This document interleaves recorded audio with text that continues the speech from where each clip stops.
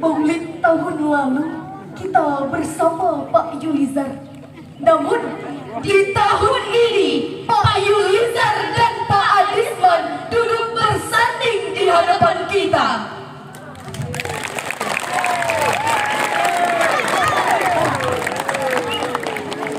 Bismillahirrahmanirrahim.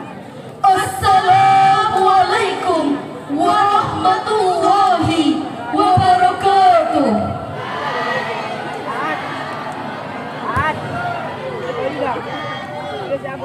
Innal hamdalillah nahmaduhu wa nasta'inuhu wa nastaghfiruhu wa na'udzu billahi min shururi anfusina wa min sayyiati a'malina may yahdihillahu fala mudhillalah wa may yudlilhu fala hadiyalah.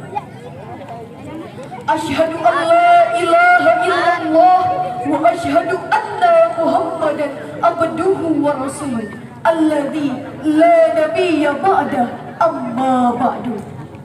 Pertama-tama dan yang paling utama, marilah kita panjatkan puji dan syukur kehadirat Allah yang Maha Ghafur, yang telah menciptakan laki-laki dan perempuan, langit dan bumi, siang dan malam, serta aku dan kamu.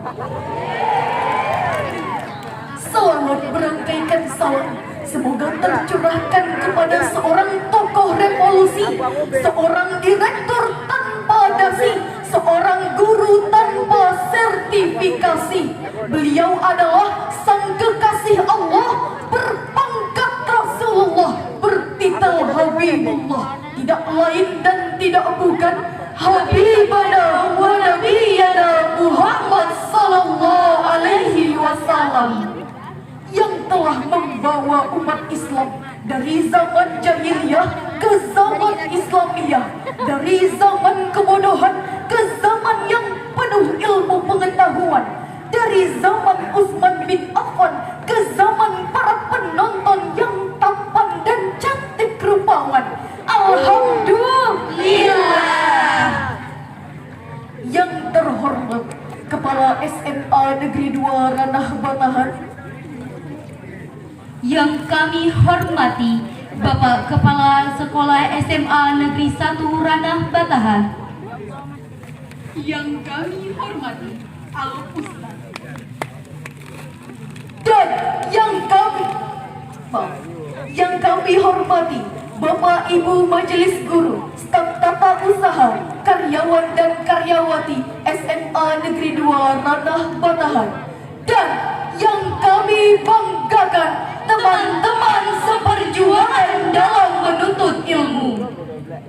Hadirin yang berbahagia, beberapa abad silam juga dalam tatanan sejarah umat Islam, tepatnya 12 Rabiul Awal di hari Senin, lukisan indah coretan sejarah mencatat tentang kelahiran seseorang yang akan membawa cahaya di tengah kegelapan, seorang manusia spesial yang mengemban misi penting dari Yang Maha Rahman, orang yang mengubah peradaban kelam menjadi peradaban penuh kebanggaan. Dialah baginda Nabi Muhammad sallallahu alaihi wasallam. Refleksi konstruksi sejarah tersebut memberikan gambaran jelas bahwa misi penting Nabi Muhammad adalah membawa perubahan dengan revolusi mental umat yang tidak berperadaban menjadi manusia yang penuh kesantunan, dengan menerapkan metode perbaikan moral, perbaikan perilaku, dan perbaikan akhlak. Untuk itu, izinkanlah kami menyampaikan syarahan Al-Quran dengan judul Meneladani Akhlak Rasulullah dalam Sikap Rendah Hati, dengan landasan Al-Quran, Quran Surat Al-Furqan ayat 63 yang berbunyi, A'udzu billahi minasyaitonir rajim. Bismillahirrahmanirrahim.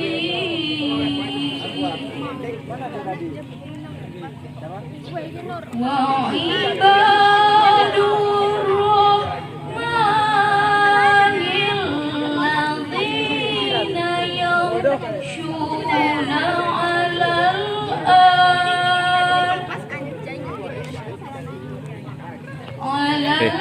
Bisa diam? Bisa diam nggak? Bisa diam nggak? Diam nggak?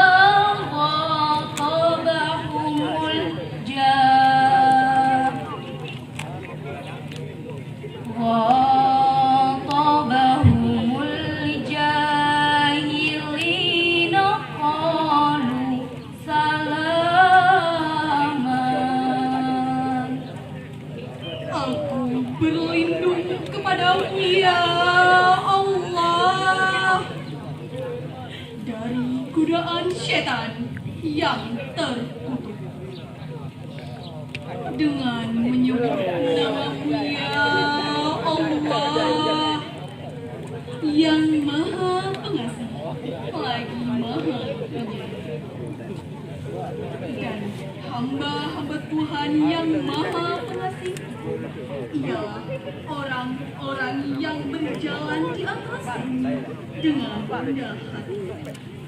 Dan apabila orang-orang kafir menyapa mereka dengan menggunakan kata-kata yang menghina, mereka mengucapkan salam.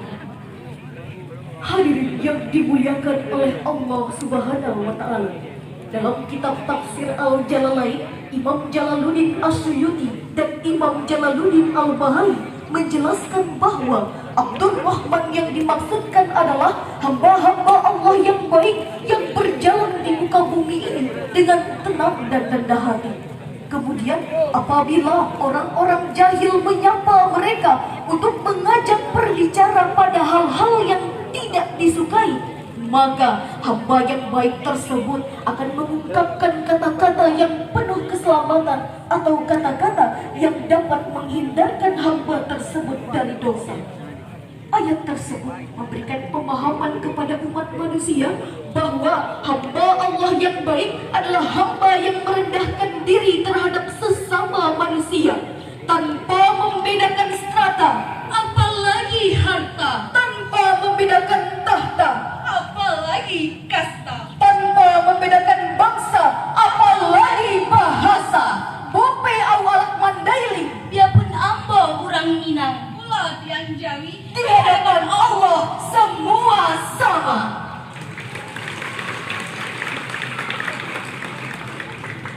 Hadirin yang setia dan mudah-mudahan dirahmati oleh Allah Subhanahu wa Ta'ala, Ahmad Najih dalam bukunya yang berjudul Akhlak Rasulullah mengatakan bahwa seseorang tidak akan meninggalkan sikap rendah hati kecuali kesombongannya menguat. Seseorang tidak akan merasa sombong kecuali keangkuhan hatinya meningkat. Seseorang tidak akan merasa angkuh kecuali akalnya sudah tidak sehat.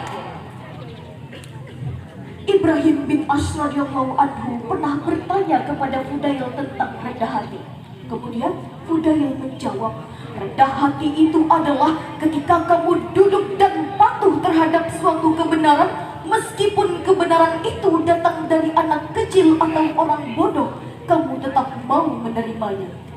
Sebagaimana Allah berfirman dalam Quran surat Asy-Syu'ara ayat 215 yang berbunyi, Bismillahirrahmanirrahim. Wa gharib janahaka liman attabika minal mu'minin. Sadaqallahul azim.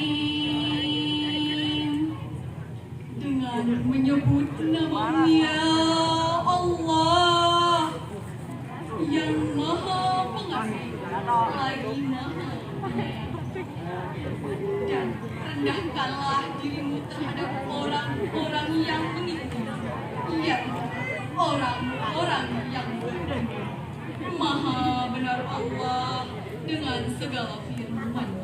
Dalam ayat tersebut, Allah menjelaskan bahwa kita seharusnya merendahkan diri terhadap sesama manusia, seperti yang dilakukan oleh Rasulullah dalam proses berdakwah beliau, sehingga dapat membawa perubahan yang drastis dari masa kelam menuju masa yang penuh kejayaan, terkhusus bagi orang-orang yang beriman. Untuk itu, dapat kita tarik kesimpulan bahwa Yang pertama, sikap rendah hati dapat menjadi renungan yang kemudian melahirkan kesadaran. Yang kedua, menerapkan sebagian kepribadian Nabi yang mulia di dalam kehidupan. yang ketiga, merendahkan diri